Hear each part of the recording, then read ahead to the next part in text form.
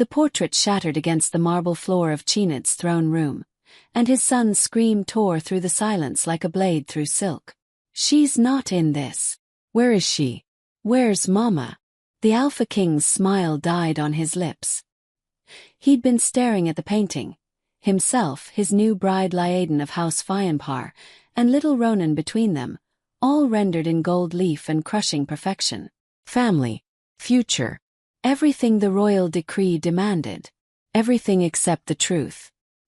His pup stood trembling, 5 years old and already understanding betrayal. The child's wolf eyes, not yet his own, still carrying the amber of his mother, blazed with a rage that shouldn't exist in someone so small. Glass glittered around bare feet. Blood welled up drop by drop. "Ronan, you promised." The boy's voice cracked. "You took the blood oath. You said Mama would always be yours." Pack law stated clearly. An Alpha King could only bind himself once. One mate. One bond. One blood oath sworn beneath the full moon. Chinit had sworn his to Sodb, Sodb of the forbidden bloodline. Sodb whose name was now illegal to speak within castle walls. Sodb who'd been ripped from his arms 3 months ago when the council discovered what she was. What their son was. And now this portrait hung in the Great Hall, announcing to the kingdom that King Chinit had moved on. That he'd accepted the arranged marriage. That Laoden of House Fionpar, pure-blooded and council-approved, was his true mate. The lie was exquisite. The lie was necessary. The lie was killing him. "Tell me the city you're watching from so I can send you a hug, because what happens next will break you the way it broke him." 3 years earlier, Chinit had met Sodb in the Whispering Woods, where the borders between the wolf kingdoms blurred into something wild and ungoverned. She'd been gathering moon petals, illegal flowers that only bloomed for those carrying ancient magic in their blood. He'd been hunting alone, trying to escape the suffocating weight of his father's expectations. She'd looked up at him with eyes like molten gold, and his wolf had known. Not recognized. Not accepted. Known. The way you know your own heartbeat. The way you know the difference between breathing and drowning. "You're trespassing," she'd said, no fear in her voice despite facing down the crown prince in his shifted form. He'd changed back to human, standing naked in the moonlight, and said, "So are you." Her laugh had been music. "I was born in these woods. You're the interloper, princeling." "Chinid," he'd corrected. "My name is Chinid. I know who you are." She'd tucked a moon petal behind her ear. "Everyone knows the heir to the northern throne. The last of the Riordan line. The wolf who'll unite the kingdoms." Her smile had been sad. "Or destroy them." He'd stepped closer. His wolf had been screaming, clawing, begging. "And you are someone you should forget you ever met." But forgetting Sodb was like forgetting how to breathe. He'd returned every night for a month. She'd been there each time, waiting, gathering her illegal flowers. They'd talked until dawn, about pack law, about the crushing weight of legacy, about the space between duty and desire.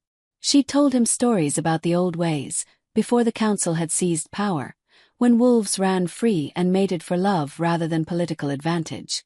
She'd never told him her family name. On the 31st night, beneath a blood moon, he'd kissed her. And his wolf had surged forward, marking her before he could stop it. The bite that sealed a bond deeper than marriage, stronger than death. The blood oath that made her his in every way that mattered. She'd gasped against his mouth, her own wolf rising to meet his. The magic that flared between them had been wrong. Too bright, too ancient, tasting of powers that hadn't walked the kingdoms in 300 years. "What are you?" he'd whispered against her throat. "Yours," she'd whispered back. "For however long they let me be." 6 months later, she'd told him she was pregnant. 6 months after that, his father had died, and Chinit had become king. And 3 months ago, the council had discovered the truth. Sodb was a descendant of the banished lines. The bloodlines that had been purged 2 centuries earlier for carrying magic too dangerous to control. Magic that could challenge the council's authority.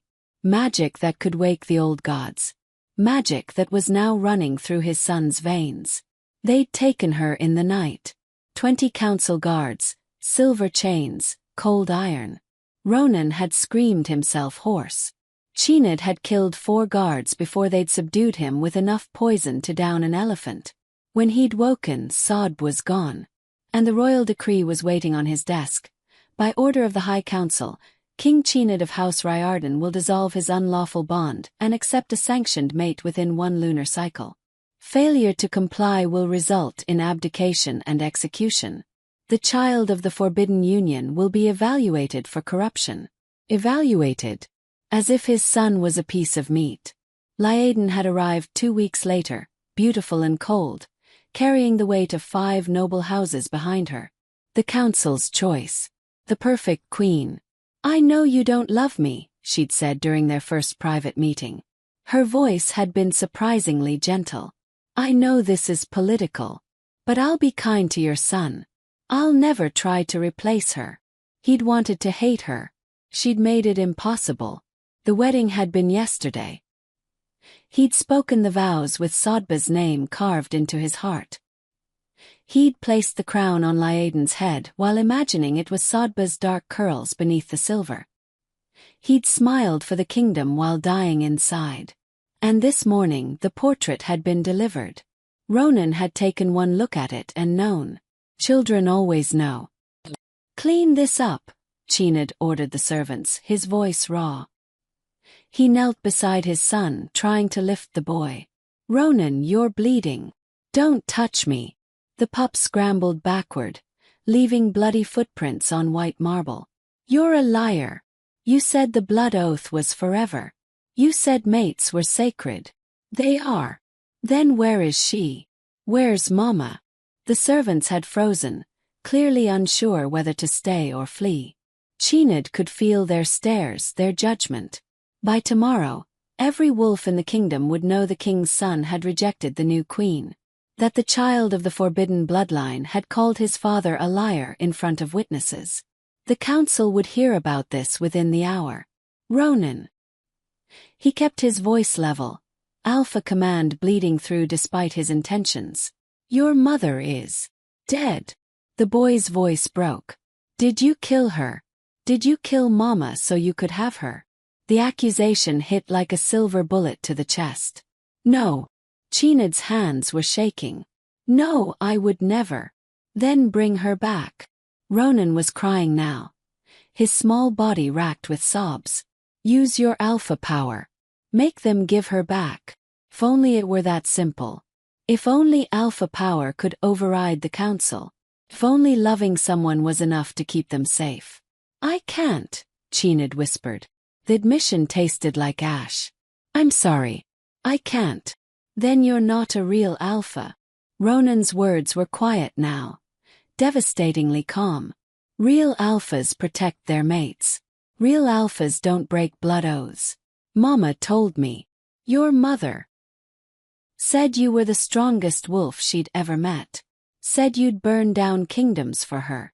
The boy's amber eyes, Sodba's eyes, met his. She was wrong. The words carved through him like claws through flesh. Before Cheened could respond, footsteps echoed through the throne room. Heavy, deliberate, multiple sets. The council had arrived. 7 wolves entered in formal robes, led by Cathal of House O'Dondapane, the High Counselor, the wolf who'd ordered Sodba's arrest. He was ancient, powerful, and absolutely merciless when it came to protecting what he called pack purity. Your Majesty. Cathal's voice dripped with false courtesy. We heard there was a disturbance. Cheened rose slowly, positioning himself between the council and his son. A child's tantrum. Nothing more. A child who destroyed a royal portrait. A child who publicly rejected his queen. Cathal's gaze slid to Ronan. A child whose corruption appears to be accelerating. He's 5 years old. He's the spawn of a forbidden bloodline. Cathal moved closer, and Cheened's wolf snarled in warning. We've been patient, Your Majesty. We allowed you to keep the boy when protocol demanded his immediate execution. We gave you time to adjust. But this display shows that the child is unstable. Dangerous. He's grieving. He's contaminated. Another counselor spoke up, Murianne of House O'Seeley, a woman whose hatred for the banished lines was legendary. The taint in his blood is manifesting. Today he breaks a portrait. Tomorrow what? Will he attack the queen? Will he murder nobles in their sleep? Will he wake the forbidden magic? He's a child. He's an abomination. Cathal's words fell like stones. And pack law is clear. Offspring of forbidden unions must be purged before they reach their first shift. He's running out of time, Your Majesty. As are you. The threat was unmistakable. Comply or lose everything. Chenid's wolf was howling for blood. His hands itched to shift, to rip out throats, to show these ancient bastards what a real alpha could do. But Ronan was standing behind him, small and vulnerable and bleeding. And Chenid had learned long ago that rage was a luxury kings couldn't afford. The boy will be disciplined, he said carefully. He'll apologize to Queen Lyaden. This won't happen again. See that it doesn't. Cathal turned to leave, then paused. Oh, and Your Majesty. We have news about the prisoner. Chenid's heart stopped. What news? Sodb of the banished lines attempted escape last night. The guards were forced to use extreme measures to subdue her. Cathal's smile was cruel. She's alive. Barely. The healers say she'll recover. Eventually. The world tilted. They'd hurt her. And there was nothing he could do. Nothing that wouldn't result in civil war. Nothing that wouldn't get Ronan killed. May I see her? Absolutely not. She's being held in an undisclosed location for her own protection. And yours. Cathal's eyes glittered. After all, we wouldn't want you to do something inadvisable. Like trying to rescue a condemned prisoner. Like breaking your own laws for a woman who was never truly your mate. The blood oath on Chenid's wrist burned. Liar. They were all liars. But he was the biggest liar of all, standing here pretending he had a choice. Of course, he said. Thank you for the update. The council filed out, their judgment hanging in the air like smoke. When they were gone, Chenid turned back to his son. Ronan was staring at him with something worse than anger. Disappointment. You're not even going to try, are you? The boy whispered. Ronan. You're going to let them keep her. You're going to pretend that lady is our family now. You're going to forget Mama ever existed. I could never forget your mother. But you won't save her. Ronan's voice was dead. Me. You'll just let her die in some prison while you play king with your new wife. The accusation was so accurate it drew blood. If I move against the council, they'll kill you both, Chenid said quietly. Is that what you want? For your mother to watch you die before they execute her? Maybe dying would be better than this. The words hit like a punch to the gut. 5 years old and already talking about death. What had he done to his son? What had he failed to protect him from? Go to your room, Chenid said, his voice rough. The healers will tend your feet. We'll talk later. There's nothing to talk about. Ronan walked away, leaving bloody footprints across pristine marble. You already made your choice. The throne room fell silent. Chenid stood alone, surrounded by broken glass and shattered futures, and wondered how many more pieces of himself he'd have to sacrifice before this nightmare ended. The portrait of his new family stared up at him from the floor. Lyaden looked serene. Ronan looked happy. He looked like a king. All of it was a lie. Queen Lyaden found him hours later in the war room, staring at maps he wasn't seeing. The servants told me what happened, she said softly. She didn't come closer, respecting the dangerous energy rolling off him in waves. I'm sorry. For what? You didn't break the portrait. No. But I'm the reason it was painted. She moved to the window, gazing out at the kingdom spread below them. I knew this would be difficult. I didn't realize it would be this. Chenid laughed, the sound bitter. What did you expect? That my son would happily accept a replacement mother 3 months after his real one was imprisoned? No. Laeden's voice was steady. I expected exactly this. Just hope. I don't know. That maybe time would help. Time won't help. Nothing will help. Not while she's rotting in some council dungeon. Laeden was quiet for a long moment. When she spoke again, her words were careful. Do you know where they're keeping her? No. That information is above even a king's clearance, apparently. And if you did know, what would you do? It was a dangerous question. Potentially a trap. Chined studied his new wife. His false mate, his political shackle. She was beautiful in an ice-cold way, with silver blonde hair and eyes like winter frost. Everything about her screamed noble breeding, careful cultivation, perfect control. She was nothing like Sadb.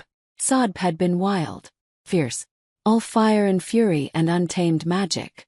Sadb had been his. Why do you want to know? He asked. Laeden turned from the window. Because I'm not blind, Your Majesty. I see how you look at that child, like he's the only thing keeping you alive. I see how you avoid touching me even in public. I see how you still wear your blood oath mark like a brand.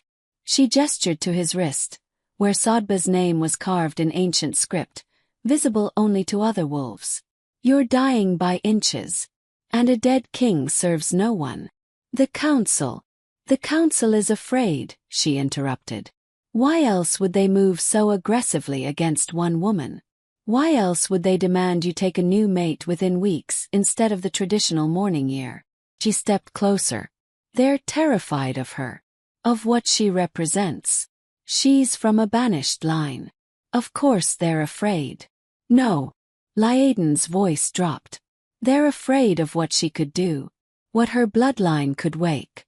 I've been doing research, Your Majesty. The banished lines weren't purged because they were evil. They were purged because they were powerful. Because they could challenge the council's control. Chined's wolf perked up, suddenly very interested. What are you saying? I'm saying maybe the council has been lying for 200 years. Maybe the banished lines weren't monsters. Maybe they were just inconvenient. It was treason to even suggest it. It was also everything Chined had suspected for months. Even if that's true, he said slowly, it doesn't change anything. The council has the power, the armies, the support of the noble houses. Going against them would mean civil war. Perhaps. Laeden's smile was cold. Or perhaps it would mean revolution. Before Chined could respond, the door burst open. Ronan's nursemaid stood there, pale and trembling. Your Majesty, the boy he's. Chined was moving before she finished. His wolf taking over, carrying him through corridors at inhuman speed. He could smell it now. The sharp tang of magic, the crackling ozone that meant power was manifesting. His son's power. The forbidden power. He reached Ronan's chambers to find the door blown off its hinges. Inside the room was chaos. Furniture floated in midair. The windows had shattered outward. And in the center of it all, Ronan stood with his eyes blazing pure gold. Not amber, not brown, but the molten gold of ancient magic. The magic that hadn't been seen in 2 centuries. The magic that proved the council's worst fears. Ronan. Chined kept his voice calm, approaching slowly. Can you hear me? The boy's head turned, but there was no recognition in those burning eyes. She's calling, he whispered. Can't you hear her? She's calling for help. I slid down Chined's spine. Who's calling? Mama. She's scared. They're hurting her. The magic flared brighter, and cracks spider-webbed across the walls. She needs us. Why aren't we helping her? Ronan, you need to calm down. No. The word came out as a roar, and the magical pressure in the room doubled. I won't calm down. I won't pretend everything's okay. She's our mate and they're torturing her and you're just standing there. The blood oath on Chined's wrist suddenly flared with heat. For one impossible moment, he felt it. Sadba's pain, her terror, her desperate hope that he'd come for her. The bond wasn't broken. It had never been broken. The council had lied about that too. I can feel her, Ronan gasped, tears streaming down his glowing cheeks. The bond shows me. They have her underground. In the old dungeons beneath the council hall. They're using iron and silver and cold magic. They're trying to break her. But she won't break. She keeps thinking about us. Chinid's wolf howled. The old dungeons.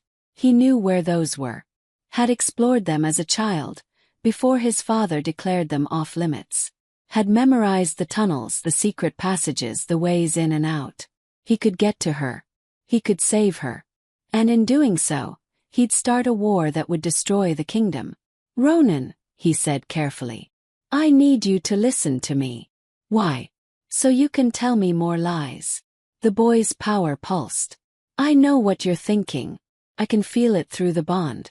You're choosing the kingdom over her. Over us. Again. That's not. It is. Ronan screamed and the ceiling cracked. You always choose duty. You always choose what's right instead of what's true. And Mama's paying the price. The magic exploded outward. Chinid threw himself forward, wrapping his son in his arms, pouring his own alpha power into the bond between them. The collision of energy was catastrophic. Ancient magic meeting alpha dominance, forbidden power meeting royal bloodline. The room detonated. When the smoke cleared, they were both lying in rubble. Ronan had passed out. The golden glow faded from his eyes. But the damage was done. The entire west wing of the castle had been destroyed.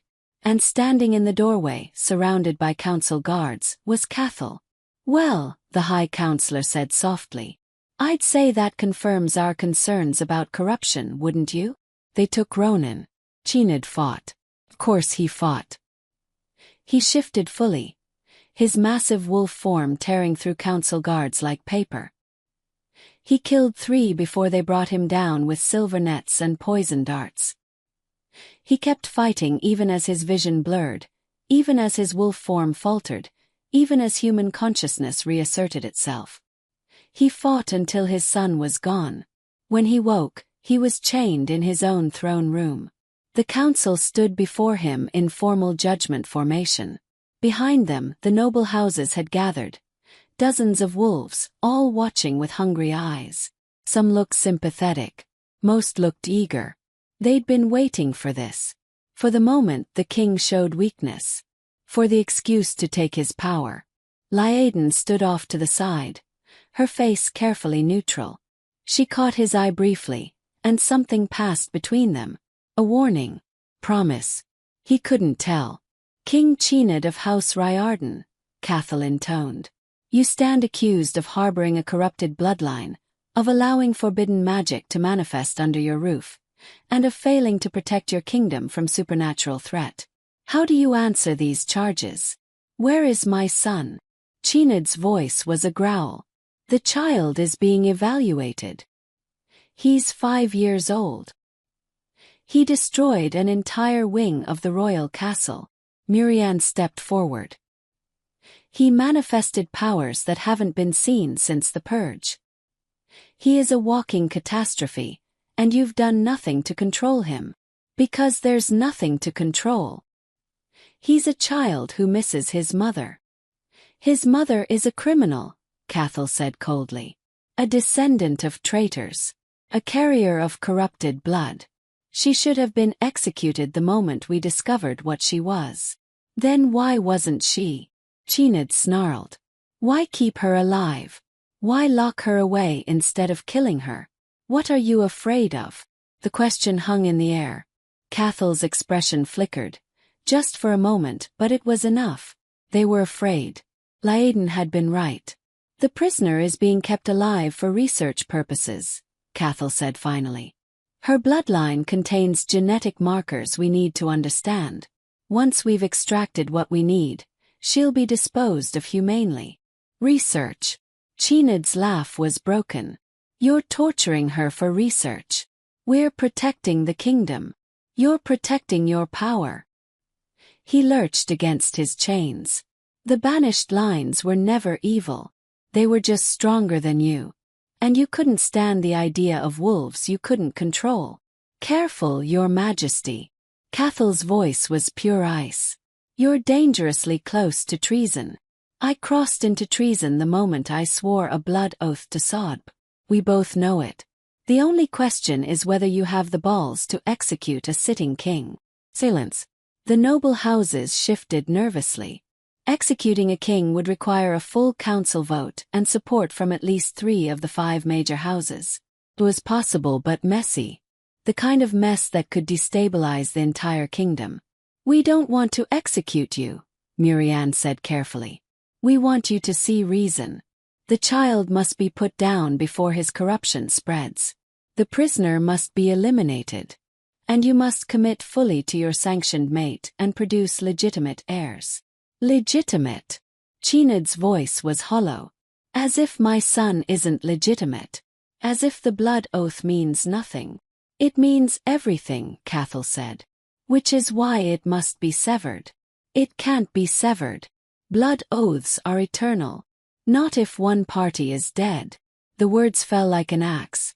Chinid went very still. What did you just say? If Sodb of the banished lines were to die, the blood oath would dissolve. You'd be free to bond properly with Queen Lyaden. Your son would lose his connection to the forbidden magic. Everything would be resolved. You're going to kill her. We're going to do what's necessary. Rage exploded through Chinid like wildfire. The chains groaned as he strained against them. His wolf howling for release. If you touch her, I will rip this kingdom apart stone by stone. I will burn every council hall. I will hunt each of you to the ends of the earth. No, Cathal said calmly. You won't. Because we have your son. The world stopped. If you make one move against the council, the boy dies. If you attempt a rescue, the boy dies. If you refuse to cooperate with the bonding severance, the boy dies. Cathal smiled. You're trapped, Your Majesty. And deep down you know it. You can have your mate or your son. Not both. Choose. It was the choice that had been haunting him since the beginning. The impossible choice. Save Sodb and Ronan dies. Save Ronan and Sodb dies. There was no third option. There was no winning. How long? Chinid's voice cracked. How long do I have? The execution is scheduled for 3 days from now. Dawn.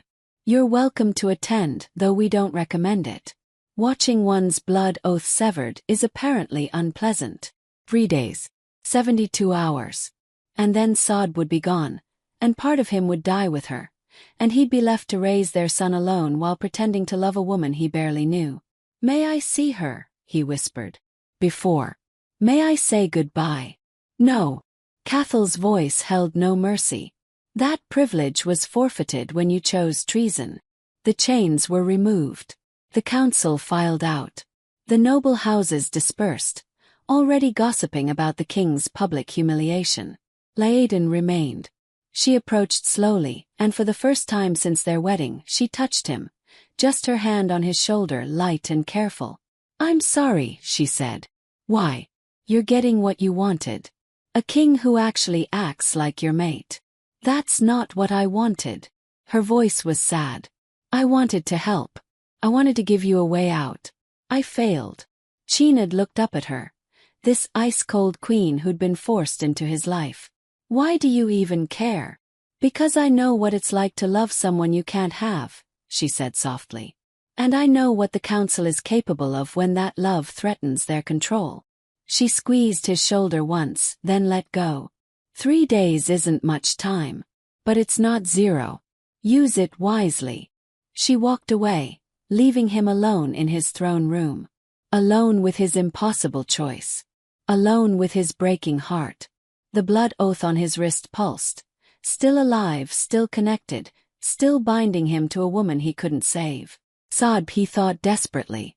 Sorry. I'm so sorry. And somewhere deep underground, in a cell lined with cold iron, Sodb of the banished lines felt his anguish through the bond. And wept. Day 1 after the council's ultimatum. And Chinid couldn't eat. Couldn't sleep. Couldn't think about anything except Sodb in her cell and Ronan in whatever evaluation chamber the council had locked him in. He tried everything. Called in favors from sympathetic nobles. None would risk the council's wrath. Attempted to locate his son through pack bonds. They'd blocked it somehow, cold iron and dark magic severing his connection. Even considered gathering his personal guards and staging a raid on the council hall. But every plan ended the same way, with Ronan's throat slit and Sodb executed in retaliation. He was checkmated. Completely and utterly trapped. Laedan found him in the war room again, still staring at maps that held no answers. "You're planning something stupid," she observed. "I'm planning something necessary. Those are often the same thing." She moved to stand beside him. "The council has guards watching your every move. You won't make it 10 feet before they stop you. Then I'll die trying. And your son will die for certain. Your mate will die. And the kingdom will fall into chaos." Laedan's voice was sharp. "Is that really what you want? To destroy everything out of pride? It's not about pride." He slammed his fist on the table. "It's about not being a coward. About not letting the woman I love die while I stand here wringing my hands. Then don't stand here." Laedan's voice dropped to barely a whisper. "Move." He looked at her sharply. "What?" She pulled a piece of parchment from her robes, old and yellowed. "This is a blueprint of the old dungeons. My family helped build them centuries ago. There are passages the council doesn't know about." She pointed to a thin line on the map. "Here.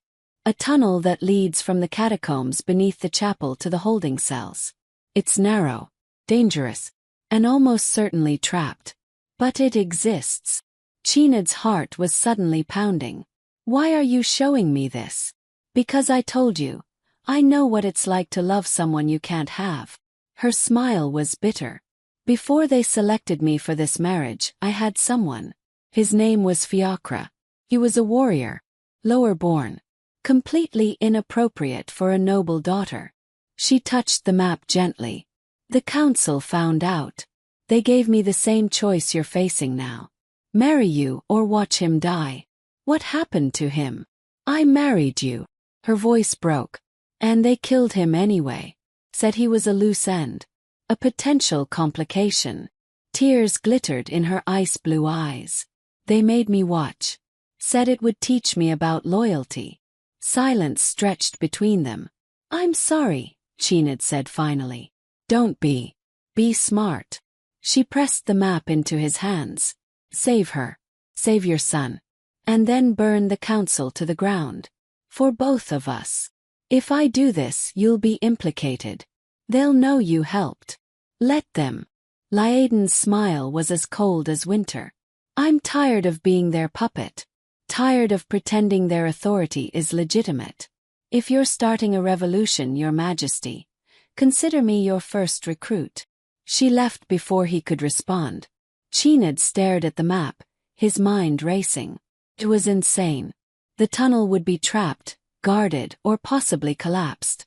Even if he made it through, he'd have to break Sodb out, retrieve Ronan from wherever they were keeping him, and escape the most heavily fortified building in the kingdom. The odds of success were essentially zero. But zero wasn't the same as impossible. And doing nothing was definitely impossible. He spent the next 6 hours preparing, gathering supplies, choosing which guards he could trust, pitifully few, writing letters to be delivered if he failed.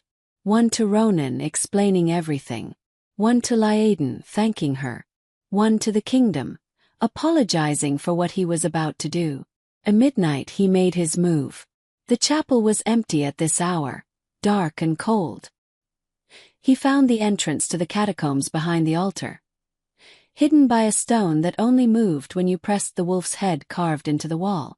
The tunnel beyond was exactly as ancient as Laedan had warned, crumbling, water-damaged, smelling of decay. He shifted partially, letting his wolf senses guide him through the darkness. The first trap was a pitfall, barely visible in the dim light. He avoided it. The second was a pressure plate that would have released poison gas. He stepped over it. The third was more sophisticated, a magical ward that would have alerted the council the moment he passed through. He'd brought a counter ward, carved into a stone by a witch he'd once saved from execution. It crackled and sparked, but held. He was through. The tunnel opened into a larger chamber, and he could hear it now. Breathing, heartbeats, the small sounds of prisoners in cells. There were at least 20 holding chambers down here, all occupied. The council kept more secrets than he'd imagined. He followed the blood oath bond, letting it pull him toward Sod like a compass needle pointing north, left, right, down a spiral staircase that descended into deeper darkness. The air grew colder, heavier, tasting of despair and forgotten magic. And then he saw her. Sod was chained to a wall in a cell barely large enough to stand in. Silver manacles on her wrists and ankles. Cold iron collar around her throat. She was thinner than he remembered, pale and shaking but alive. So impossibly alive. Her head lifted as he approached, and her eyes, those golden eyes that had captured him 3 years ago, widened in disbelief. Chinid. Her voice was a broken whisper. You're not real. You're another trick. Another test. I'm real. He was at the bars now. His hands gripping the cold iron despite the burn. Sod, I'm real. I'm here. You can't be here. Tears spilled down her cheeks. They'll kill you. They'll kill Ronan. You have to go. I'm not leaving without you. You have to. She lunged forward as far as her chains would allow. Chinid, please. They're watching. They're always watching. This is a trap. They knew you'd come. They've been waiting. The lights blazed on. Cathal stepped out of the shadows, flanked by 20 council guards. His smile was triumphant. Your Majesty. How predictable. Chinid's wolf snarled, ready to shift, ready to fight. But Cathal held up one hand, and a guard dragged someone else into the light. Ronan. His son was unconscious, limp in the guard's arms, a silver blade pressed to his small throat. One move, Cathal said pleasantly, and the child bleeds out before you can reach him. Do we understand each other? The world narrowed to that blade. That throat. That impossible choice made real. Chinid's hands slowly unclenched from the bars. Let him go. Oh, we will. After you make your decision. Cathal circled closer. You see, Your Majesty, we knew you'd attempt to rescue. You're too emotional, too attached to outdated concepts like love and loyalty. So we've accelerated the timeline. He gestured, and another guard produced a vial of silver liquid. This is essence of wolfsbane, distilled with cold iron and dark magic. 1 drop will sever the blood oath permanently. 2 drops will kill. Sod made a sound of pure anguish. Here's your choice, Cathal continued. You can force her to drink it. Watch the bond break. Watch her die. And your son goes free, alive and unharmed. The council will even allow him to remain in your care, though he'll be monitored. He paused. Or you can refuse. And I slit the boy's throat right now while you watch. Then we execute you both anyway. No. Sodba's voice cut through the silence. No, Chinid, don't you dare. The prisoner doesn't get a vote, Murianne said coldly. She'd appeared from another shadow, because of course she had. Of course they'd all been waiting. Chinid looked at his son, unconscious, vulnerable, 5 years old and already used as a weapon. Then at Sodb, his mate, his heart chained and broken but still fighting. The blood oath pulsed between them, a living thing screaming denial. There has to be another way, he said, his voice cracking. There isn't. Cathal held out the vial. Choose. Now. Time slowed. Chinid's mind raced through every possibility, every scenario, every desperate plan. He could shift, try to reach Ronan before the blade fell. Odds of success. Maybe 20%. He could attack Cathal, hoping the confusion would allow them to escape. Odds of success. Less than 5%. He could surrender completely, throw himself on the council's mercy. Since they had mercy 0. Every path led to death. Every choice ended in loss. Chinid. Sodba's voice was steady now, calm. Look at me. He did. Those golden eyes held his, fierce and bright and full of something that looked like peace. "I've had 3 months to think," she said. 3 months in this cell, feeling your anguish through the bond. Knowing what this was costing you. Knowing what it was doing to our son." She smiled, sad and beautiful. "I've been so selfish. Holding on because I couldn't bear to let go. But watching you destroy yourself trying to save me. That's worse than death." "Don't," Chinad whispered. "Sob, don't. He needs you alive," she continued. "Our son needs his father. The kingdom needs its king. And I." Her voice broke. "I need to know you'll take care of him. Teach him about his magic. Help him understand he's not a monster. Love him enough for both of us. I can't lose you. You're not losing me." She pressed her hand to her heart. "The blood oath isn't just magic, Chinad. It's truth. It's the recognition that we were always meant to find each other. And that truth doesn't die just because my body does." "That's very touching," Cathal interrupted. "But we're on a schedule. Decide. Or the boy dies." The blade pressed harder against Ronan's throat. A thin line of blood appeared. Chinad felt something inside him shatter. Not his heart, that had broken months ago. This was something deeper. His soul, maybe. His hope. His belief that somehow, someway the good guys won, and love conquered all and sacrifice meant something. He reached for the vial. Sodba's eyes never left his as he approached her cell. The guard unlocked it. They weren't afraid of her now, not with Ronan's life on the line, and Chinad stepped inside. This close, he could see every bruise, every mark of torture. Could smell the blood and pain and fear. Could feel the bond between them blazing like a star. "I'm sorry," he whispered. "Don't be." She lifted her chin. "I chose you 3 years ago in those woods. Choose you again. Every time. Even knowing how it ends." He uncorked the vial. The smell was acrid, wrong, tasting of death and endings. His hands were shaking so badly that he almost dropped it. "Wait." Laeden's voice rang out. Everyone turned. The queen stood in the entrance to the dungeons, still dressed in her nightgown, her hair loose and wild. But her eyes were cold as winter, and in her hand she held something that made every wolf in the room freeze. The Seeing Stone.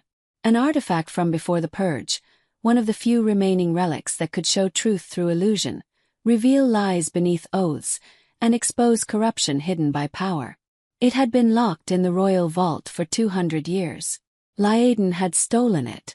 "Before anyone dies tonight," she said calmly, "I think the kingdom deserves to know the truth. Don't you, High Counselor?" Cathal's face went white. "You have no authority to use that. I'm the queen. I have every authority." She held the stone up, and it began to glow. "Let's start with an easy question. Why were the banished lines really purged? This is inappropriate. Show us." Laeden's voice was a command, backed by royal power and pure rage. "Show us the truth." The Seeing Stone flared bright. And suddenly the dungeon was filled with images, memories, truth bleeding out like light through cracks. The purge hadn't been about protecting the kingdom from dangerous magic. It had been about power. The council, or rather, the wolves who'd founded the council 2 centuries ago, had discovered that the banished lines carried a genetic marker that made them immune to alpha command. Immune to dominance. Immune to control. In a world built on hierarchy and submission, that was unforgivable. So they'd engineered a crisis. Manufactured evidence of corruption.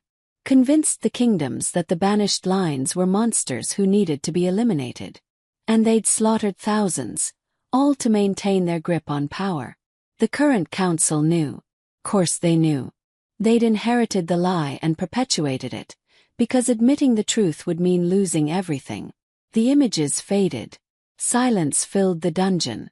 Every guard, every council member, every witness stood frozen. Because the Seeing Stone couldn't lie. Its truth was absolute, unquestionable, carved into reality itself. "You murdered thousands," Laeden said softly. "For politics. It was necessary, Cathal started. It was genocide. Her voice cut like a blade. And you've been covering it up for 200 years. Making wolves like Sodb into criminals for the crime of existing. Threatening children like Ronan for carrying magic that should have been celebrated. She turned to face the guards. You all saw. You all know now. The question is, what will you do about it? For a long moment no one moved. Then one guard, young, barely past his first shift, lowered his weapon. I didn't sign up to be part of a genocide. Another guard stepped back from Ronan, pulling the blade away from his throat. Stand down, Cathal snarled. That's an order. From a lying, murdering traitor. The first guard's voice was steady. I don't think so. It happened fast after that. More guards stood down. Some even turned on the council members, weapons raised. Cathal and Murianne tried to run, but there was nowhere to go. They were surrounded by wolves who just learned their entire lives had been built on lies. Chinad barely noticed. He was focused on his son, scooping Ronan into his arms, checking for injuries. The boy stirred, eyes fluttering open. Papa! His voice was small, confused. What happened? You're safe. Chinad's voice broke. You're safe now. He carried Ronan to Sodba's cell. One of the guards had already removed her chains, and she collapsed the moment she was free. Chinad caught her with one arm, holding both his mate and his son, the three of them finally together after 3 months of hell. Sodb was crying. Ronan was crying. Chinad was pretty sure he was crying too, but he couldn't tell anymore. Couldn't tell where his pain ended and theirs began, couldn't separate his relief from their trauma. The blood oath blazed between him and Sodb, bright and fierce and unbroken. I thought I'd lost you, she whispered against his throat. Never. He pressed his forehead to hers. I will burn down kingdoms before I lose you again. That might not be necessary, Laedan said. She'd moved closer, the seeing stone still glowing in her hands. The noble houses saw everything through their connection to the guards. By dawn, every wolf in the kingdom will know the truth. The council's authority is broken. They'll fight back, Sodb said quietly. They have too much to lose. Let them try. Laedan's smile was sharp. They're outnumbered, outmaneuvered, and exposed. This is over. But nothing was ever really over. 3 days later, Chinad stood in the throne room addressing his kingdom. Sodb sat beside him, not behind, not hidden, but right there in plain sight. Ronan was on his other side, the golden glow still sometimes flickering in his eyes. Laedan stood with them too. She'd refused a quiet annulment, insisted on remaining queen. Someone needs to help you rebuild, she'd said. Besides, I have nowhere else to go. The kingdom was in chaos. Half the noble houses supported the revelation and demanded council reform. The other half claimed the seeing stone had been tampered with, that this was all a plot to seize absolute power. Civil war was brewing. Chinad didn't care. He'd spent 3 months being forced to choose between love and duty, between his mate and his son, between his heart and his crown. He'd been backed into corners and given impossible ultimatums and made to feel like a coward for wanting to save the people he loved. He was done compromising. The Council of the Old Order is dissolved, he announced. Cathal, Murianne, and the others will stand trial for genocide. The Pact Law will be rewritten to recognize bonds of love rather than political convenience. And the banished lines, he took Sodba's hand, are banished no more. The throne room erupted. Cheers from some. Protests from others. Chaos and celebration and fury all mixed together. Ronan tugged on his sleeve. Papa, what happens now? Was a good question. What happened when you tore down a system that had existed for 200 years? When you challenged power structures built on lies and maintained through fear? When you chose love over law and made that choice in front of an entire kingdom? Chinad didn't know. But he looked at Sodb, alive, free, holding his hand like she'd never let go, and at Ronan, safe, healing, starting to smile again, and at Laedan, damaged, fierce, ready to fight for a better world.